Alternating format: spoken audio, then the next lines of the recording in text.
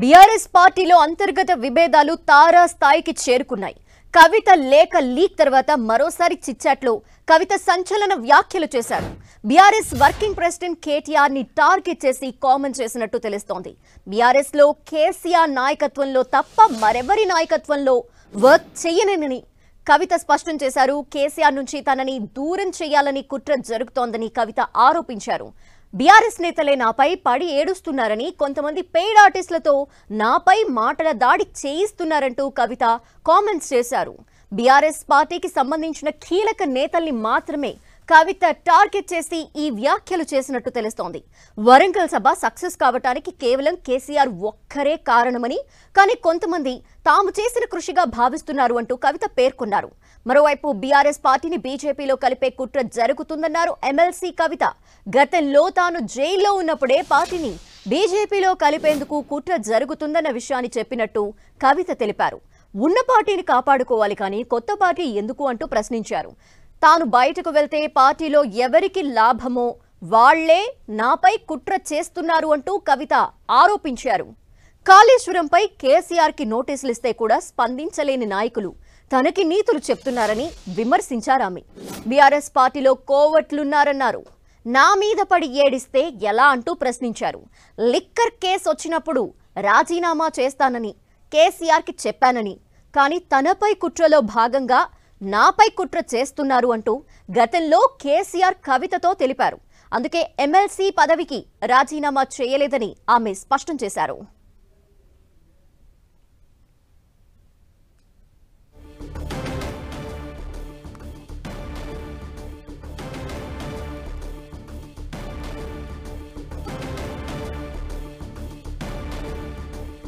BRS పార్టీలో ఉన్న అంతర్గత విభేదాలు ఇప్పుడు తారా స్థాయికి చేరుకున్నాయి. కవిత లేఖ లీక్ తర్వాత మరోసారి చిట్చాట్లో కవిత సంచలన వ్యాఖ్యలు చేశారు. బీఆర్ఎస్ వర్కింగ్ ప్రెసిడెంట్ కేటీఆర్ ని టార్గెట్ చేసి కామెంట్స్ చేసినట్టు కూడా తెలుస్తోంది. బీఆర్ఎస్ లో కేసీఆర్ నాయకత్వంలో తప్ప మరెవరి నాయకత్వంలోనూ తాను వర్క్ చేయనంటూ కవిత స్పష్టం చేశారు. కేసీఆర్ నుంచి తనని దూరం చేయాలని కుట్ర జరుగుతోందంటూ కవిత ఆరోపణలు చేశారు. బీఆర్ఎస్ నేతలే తనపై పడేడుస్తున్నారని, కొంతమంది పెయిడ్ ఆర్టిస్టులతో తనపై మాటల దాడి చేయిస్తున్నారంటూ కవిత కామెంట్స్ చేశారు. బీఆర్ఎస్ పార్టీకి సంబంధించిన కీలక నేతల్ని మాత్రమే కవిత టార్గెట్ చేసినట్టు తెలుస్తోంది. ఈ వ్యాఖ్యల ద్వారా వరంగల్ సభ సక్సెస్ కావటానికి కేసీఆర్ ఒక్కరు మాత్రమే కారణమన్నారు. కొంతమంది తాము చేసిన కృషిగా దీన్ని భావిస్తున్నారు అంటూ కూడా కవిత పేర్కొన్నారు. మరోవైపు బీఆర్ఎస్ పార్టీని బీజేపీలో కలిపే కుట్ర జరుగుతున్నట్టు కవిత పేర్కొన్నారు.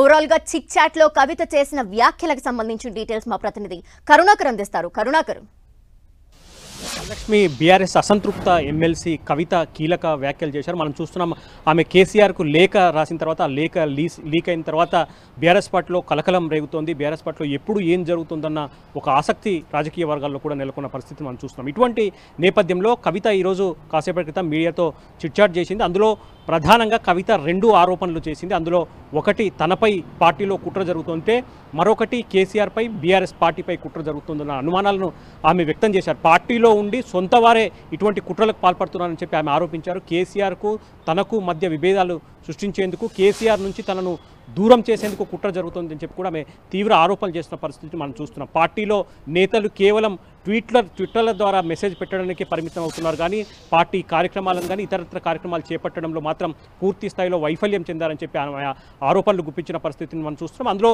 ప్రధానంగా బీఆర్ఎస్ అధినేత మాజీ సీఎం కేసీఆర్కు కాళేశ్వరం కమిషన్ నోటీస్ ఇస్తే కేవలం ఒక ప్రెస్ మీట్ పెట్టి వదిలేశారు తప్ప రాష్ట్ర వ్యాప్తంగా ఆందోళన, నిరసన కార్యక్రమాలు ఎందుకు చేపట్టలేదని చెప్పి ఆమె ప్రశ్నిస్తున్న పరిస్థితిని మనం చూస్తున్నాం. కాళేశ్వరం ప్రాజెక్టును కట్టి 18 లక్షల ఎకరాలకు నీళ్లు ఇచ్చిన కేసీఆర్, తెలంగాణ తెచ్చిన కేసీఆర్కు కాళేశ్వరం కమిషన్ ద్వారా నోటీసులు అందితే పార్టీ నేతల నుంచి వచ్చే స్పందన ఇదేనా?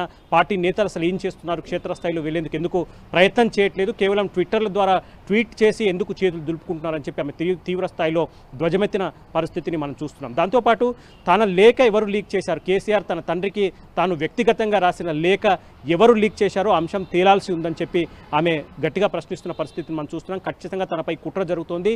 ఎవరైతే కుట్రదారులు ఉన్నారో, ఎవరైతే కోర్టులు ఉన్నారో వాళ్ళే తనపై ఈ లేఖ లీక్ చేశారని చెప్పి కూడా ఆమె చెప్పారు. దాంతోపాటు జైల్లో తాను ఉన్న సందర్భంగా జరిగిన పలు అంశాలను కూడా కవిత ఇప్పుడు ప్రస్తావించారు. లిక్కర్ కేసులో తన పేరు మొట్టమొదటిసారి తన పేరు ప్రస్తావనకు వచ్చిన వెంటనే తన తండ్రి కేసీఆర్ దగ్గరికి వెళ్ళి తను పార్టీతో పాటు ఎమ్మెల్సీ పదవి కూడా రాజీనామా చేస్తాను, ఎందుకంటే కేసీఆర్కు పార్టీకి ఇబ్బంది కలగకూడదని చెప్పి కూడా కవిత తండ్రికి చెప్పినట్టు చెప్పుకోవచ్చు. అయితే కేసీఆర్ మాత్రం ఇది కుట్రలో భాగంగా లిక్కర్ కేసు పెట్టారు, తనపై కుట్రలో భాగంగా కవితపై కేసు పెట్టారు కాబట్టి రాజీనామా చేయాల్సిన అవసరం లేదని చెప్పి కూడా కేసీఆర్ తనకు ఓదార్చినట్టు చెప్పారు. ఇక తాను జైల్లో ఉన్నప్పుడు కూడా పార్టీని అంటే ప్రధానంగా బీఆర్ఎస్ పార్టీని బీజేపీ పార్టీలో విలీనం చేసేందుకు ఒక ప్రతిపాదన తీసుకొచ్చారని చెప్పి, కానీ తాను జైల్లో ఉన్నప్పుడు ఈ ప్రతిపాదనను తీవ్ర స్థాయిలో వ్యతిరేకించారని చెప్పి ఇంకొన్నాళ్ళు తాను జైల్లో ఉండాల్సి వచ్చినా కూడా తాను బాధపడను, కానీ బీఆర్ఎస్ పార్టీని మాత్రం ఎట్టి పరిస్థితుల్లో బీజేపీలో విలీనం చేయొద్దని చెప్పి తాను గట్టిగా అపోజ్ చేసినట్టు కూడా కవిత చెప్పుకొచ్చారు. కాబట్టి ఇటువంటి అంశాలన్నీ కూడా కవిత చాలా కీలకంగా చాలా రోజుల నుంచి అబ్జర్వ్ చేస్తున్నాను, చాలా రోజుల నుంచి తను బాధను వ్యక్తం చేసుకుంటున్నాను, బాధను లోపలే దిగమింగుకుంటున్నాను, కానీ ఇప్పుడు ఇక చివరి దశకు వచ్చింది, పార్టీకి ప్రమాదకరంగా వాళ్ళ ఇక్కడే ఒక కాంట్రడిక్టింగ్ విషయం అర్థమవుతోంది. ఏంటంటే బీజేపీలో కలిపేందుకు కుట్ర జరుగుతోందన్న విషయాన్ని జైల్లో ఉన్నప్పుడే తనకి తెలిసింది అన్న విషయాన్ని కవిత చెప్తూనే కేసీఆర్ పై కుట్రలో భాగంగా తనని జైలుకు పంపారు అని కూడా చెప్తున్నారు. అంటే విలీనానికి మరియు ఇంకో పక్క కుట్ర జరిగింది, తనని జైలుకు పంపించారు అనే దానికి ఒక సంబంధం లేని విషయంగా అర్థమవుతోంది. దీన్ని ఎలా చూడాలి అసలు? అంటే ముందు నుంచి కూడా కవిత ఈ రోజు మాట్లాడడం కానీ లేకపోతే మొన్న తను తండ్రికి కేసీఆర్కు రాసిన లేఖ లీక్ సందర్భంగా ఎయిర్పోర్ట్లో మాట్లాడిన అంశాలను మనం పరిశీలిస్తే ఖచ్చితంగా తనకు కేసీఆర్కు మధ్య అగాధం సృష్టించేందుకు, కేసీఆర్ నుంచి తనను దూరం చేసేందుకు కుట్ర జరుగుతుందని చెప్పి ఆమె ఒక అనుమానాన్ని వ్యక్తం చేస్తోంది. దాంతోపాటు పార్టీపై కూడా కుట్ర జరుగుతోంది. పార్టీని బీఆర్ఎస్ పార్టీని పూర్తి స్థాయిలో బీజేపీ వశం చేసేందుకు, బీజేపీకి దారదత్తం చేసేందుకు కుట్ర జరుగుతుందని చెప్పి ఆమె ఆరోపించారు. తాను జైల్లో ఉన్నప్పుడే ఇటువంటి ప్రతిపాదన వచ్చింది, బీఆర్ఎస్ పార్టీని పూర్తిగా బీజేపీ పార్టీలో విలీనం చేసే ప్రతిపాదన తన దగ్గరికి ఒకరిద్దరు నేతలు తీసుకొచ్చారని చెప్పారు, కానీ ఎవరు ఆ ఒకరిద్దరు నేతలన్న పేర్లు మాత్రం కవిత బయట పెట్టలేదు. కాబట్టి అప్పటి నుంచి కూడా తాను జైల్లో ఉన్నప్పటి నుంచి కూడా బీఆర్ఎస్ పార్టీని బీజేపీలో కలిపేందుకు, బీజేపీకి దారదత్తం చేసేందుకు కుట్ర జరుగుతోంది. ఇప్పుడు కూడా మరోసారి అటువంటి ప్రయత్నమే జరుగుతోంది. అందులో భాగంగానే తాను తండ్రికి లేఖ రాశానని, కేసీఆర్ చుట్టూ దెయ్యాలున్నాయని, బీఆర్ఎస్ పార్టీలో కోట్లున్నారన్న వ్యాఖ్యలు తాను చేశానని చెప్పి కవిత తన వ్యాఖ్యల్ని సమర్థించుకునే ప్రయత్నం చేశాను, కానీ ఖచ్చితంగా బీజేపీలో బీఆర్ఎస్ పార్టీ విలీనం చేసేందుకు తాను ఎట్టి పరిస్థితిలో ఒప్పుకోనని చెప్తున్నారు. అయితే కవిత ఎవరిని ఉద్దేశించి ఈ వ్యాఖ్యలు చేస్తున్నారు, ఎవరిని అనుమానిస్తున్నారు అన్న దానిపైనే కొంత రాజకీయ వర్గాల్లో ఆసక్తి నెలకొంది. కవిత ఇంకొక కీలక వ్యాఖ్య కూడా చేశారు. కేసీఆర్కు కాళేశ్వరం కమిషన్ నోటీసులు ఇచ్చిన ఇటువంటి సందర్భంలో, ఇటువంటి సమయంలో అమెరికాలో సంబరాలు చేసుకోవాల్సిన అవసరం ఏముందని చెప్పి కూడా కవిత ఒక సూటి ప్రశ్న వేసిన పరిస్థితిని మనం చూస్తున్నాం. కాబట్టి అమెరికాలో ప్రస్తుతం బీఆర్ఎస్ సిల్వర్ జూబ్లీ సంబరాలు జరుగుతున్నాయి. సంబరాల్లో భాగంగా బీఆర్ఎస్ వర్కింగ్ ప్రెసిడెంట్ కేటీఆర్ సహా కీలకమైన నేతలంతా కూడా అమెరికా, లండన్ వెళ్ళిన పరిస్థితిని మనం చూస్తున్నాం. కాబట్టి కవిత ఎవరిని ఉద్దేశించి వ్యాఖ్యలు చేస్తుంది? బీఆర్ఎస్ వర్కింగ్ ప్రెసిడెంట్, తన కుటుంబ సభ్యుడు, తన అన్నైన కేటీఆర్ను ఉద్దేశించి కవిత పరోక్షంగా ఈ వ్యాఖ్యలు చేస్తున్నాయన్న అనుమానాలు చాలా బలంగా రాజకీయ వర్గాల్లో. ఇదే విషయంలో కరుణాకర్ రీసెంట్ గా కేటీఆర్ కి ఫార్ములా ఈ కార్ రేస్ కి సంబంధించి విచారణకు రావాలంటూ వచ్చిన నోటీసెస్ పై స్పందిస్తూ కొంత పాజిటివ్ గా ఆవిడ ట్వీట్ చేశారు. అండ్ ఈ టైంలో మరి ఇప్పుడు ఇటువంటి చిట్ చాట్లో ఇటువంటి వ్యాఖ్యలు చేయటం, అవి కూడా కేటీఆర్ ని టార్గెట్ చేస్తూ ఉన్నాయన్న వ్యాఖ్యలు రావటం నేపథ్యంలో ఎలా చూడాలంటారు? ఖచ్చితంగా ఆమె ఈ కార్ రేసులో మరోసారి కేటీఆర్కు నోటీస్ ఇచ్చినప్పుడు కవిత చాలా తీవ్రంగా స్పందించారు. కేటీఆర్కు కక్ష సాధింపులో భాగంగానే కాంగ్రెస్ ప్రభుత్వం నోటీసులు ఇచ్చిందని చెప్పి, అయినా ఖచ్చితంగా కేసీఆర్ సైనికులు ఇటువంటి ఎన్నో ఆటుపోట్లు ఎదుర్కొని ధైర్యంగా నిలబడతారన్న ధీమా కూడా కవిత వ్యక్తం చేసింది. అది గడిచిన ఒక్కరోజు తర్వాతే కవిత ఇటువంటి కీలక వ్యాఖ్యలు చేయడం, అందులో ప్రధానంగా సిల్వర్ జూబ్లీ సంబరాలు ఇప్పుడు జరుపుకోవాల్సిన అవసరం ఉందా, అమెరికాకు వెళ్ళి సంబరాలు జరుపుకోవాల్సిన అవసరం ఏముందని ప్రశ్నించడంతో పాటు ఇటువంటి అంశాలు, కీలక అంశాలన్నింటినీ కూడా కేవలం ట్విట్టర్లో ఒక మెసేజ్ పాస్ చేసి వదిలేస్తున్నారు, కానీ క్షేత్రస్థాయిలో పోరాటం చేయట్లేదు. అందులో ప్రధానంగా కాళేశ్వరం కమిషన్ కేసీఆర్కు నోటీసులు ఇస్తే రాష్ట్ర వ్యాప్తంగా ధర్నాలు, నిరసనలు చేయాల్సిన అవసరం ఉండింది, కానీ బీఆర్ఎస్ పార్టీ నేతలు ఎవరు దీన్ని పట్టించుకోలేదు, కేవలం ట్విట్టర్లో ఒక మెసేజ్ పెట్టి వదిలేశారంటే ఈ వ్యాఖ్యలన్నీ కూడా చాలా స్పష్టంగా బీఆర్ఎస్ వర్కింగ్ ప్రెసిడెంట్ కేటీఆర్ను ఉద్దేశించే కవిత వ్యాఖ్యానించారు. ఆయన్నే టార్గెట్ చేశారన్న ఒక చర్చ మాత్రం రాజకీయ వర్గాల్లో జరుగుతుంది. ఎందుకంటే కవిత చాలా స్పష్టంగా ఇంకొక విషయం చెప్పారు, తనకు కేవలం నాయకుడు ఒకరు కేసీఆర్ మాత్రమే, తనకు కేసీఆర్ కింద మాత్రమే తాను పనిచేస్తాను, ఇంకెవ్వరి కింద తాను పనిచేయనని చాలా స్పష్టంగా చెప్పిన పరిస్థితిని కూడా మనం చూస్తున్నాం. కాబట్టి కవిత చాలా స్పష్టంగా చెప్పదలుచుకున్నది, బీఆర్ఎస్ పార్టీలో ఎవరు తనను టార్గెట్ చేస్తున్నారు, తండ్రికి రాసిన లేఖ ఎలా లీక్ అయింది, ఇటువంటి కుట్రలన్నీ కూడా బయటికి రావాలని చెప్తున్నారు. కానీ ఆ పేరు మాత్రం కవిత తన మనసులో ఎవరి పేరు ఉందన్న మాత్రం ఆ మనసులో మాట మాత్రం చెప్పలేదు. కానీ కవిత చేసిన ప్రతి వ్యాఖ్యను ప్రతి మాటను గమనిస్తే మాత్రం ఖచ్చితంగా కవిత బీఆర్ఎస్ వర్కింగ్ ప్రెసిడెంట్ కేటీఆర్ని టార్గెట్ చేసిందని చెప్పి రాజకీయ వర్గాల్లో చర్చ జరుగుతున్న పరిస్థితిని మనం చూస్తున్నాం. కాబట్టి ఏం జరగబోతోంది కేసీఆర్ కుటుంబంలో కావచ్చు, బీఆర్ఎస్ పార్టీలో ఇక ముందు ఏం జరగబోతోంది, కవిత ఎందుకంటే నిన్న మొన్నటి వరకు మనం చూసాం కవిత ఇక బీఆర్ఎస్ పార్టీని వీడతారని, ఆమె వేరే పార్టీ పెట్టబోతున్నారని చెప్పి కూడా పెద్ద ఎత్తున రాజకీయ వర్గాల్లో చర్చ జరుగుతుంది. ఇంకా కాంగ్రెస్ పార్టీలోకి టచ్లోకి వెళ్ళారని, కాంగ్రెస్ పార్టీలోకి వెళ్ళాలని ప్రయత్నం చేస్తున్నారు. ఇటువంటి రకరకాల ప్రచారాలు అన్ని కూడా జరుగుతున్నాయి. ఈ విషయం కూడా కాంగ్రెస్ పార్టీలో కవిత వెళ్ళబోతోంది, కాంగ్రెస్ పార్టీ అధిష్టానంతో చర్చలు జరుపుతుంది, సంప్రదింపులు జరుపుతుందన్న ఒక ప్రచారాన్ని కూడా ఆమె కొట్టిపారేశారు. కాంగ్రెస్ పార్టీ మునిగిపోయేనవా, కాంగ్రెస్ పార్టీలో తాను ఎప్పటికీ చేరను, కాంగ్రెస్ అధిష్టానంతో తనకు ఎటువంటి సంబంధాలు లేవు, అటు ఆ ప్రచారంలో ఏమాత్రం వాస్తవం లేదని చెప్పి కూడా కవిత కొట్టిపారేసిన పరిస్థితి మనం చూస్తున్నాం. కాబట్టి కవిత ఏది కూడా స్పష్టంగా చెప్పట్లేదు. కేసీఆర్ అన్న నాయకుడు బీఆర్ఎస్ పార్టీని కాపాడుకోవాల్సిన అవసరం ఉంది అని చెప్తూనే తనపై కుట్ర జరుగుతోంది, కేసీఆర్కు తనను దూరం చేసే కుట్ర జరుగుతోందని చెప్పి చాలా తీవ్ర ఆవేదన వ్యక్తం చేస్తుంది. కాబట్టి కవిత ఏం చెప్పదలుచుకున్నదని మాత్రం కొంత స్పష్టత లేని విషయాన్ని మనం గమనించాలి ధనలక్ష్మి. ఈ లేఖ లీక్ సంబంధించి ఎప్పుడైతే అమెరికా నుండి తిరిగి వచ్చిన తర్వాత ఆవిడ వ్యాఖ్యలు చేశారో అప్పటి నుండి తనపై సోషల్ మీడియాలో దుష్ప్రచారం కావచ్చు, తనని తీవ్రంగా కలిచివేసే విధంగా వాళ్ళు ట్వీట్లు కావచ్చు, ఇవన్నీ వాటికి సంబంధించి ఆవిడ చిట్చాట్లో ఆవేదన వ్యక్తం చేశారు. దీనిపై మరి పార్టీ ఏమైనా స్పందిస్తూ వీటికి ఏమైనా చెక్ పెట్టే విధంగా సోషల్ మీడియాని హ్యాండిల్ చేసే పరంగా ఏమైనా చర్యలు తీసుకునే అవకాశాలు ఉన్నాయనుకోవాలా ఇప్పుడు?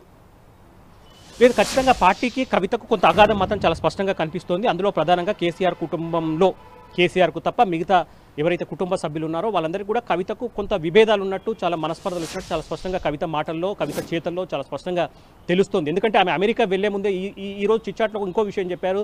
తాను అమెరికాకు బయలుదేరే ముందే బీఆర్ఎస్ భవన్లో అధికారికంగా ప్రెస్ మీట్ పెట్టి మరి తనపై కుట్ర జరుగుతుందని చెప్పి అనుమానాన్ని వ్యక్తం చేశాను.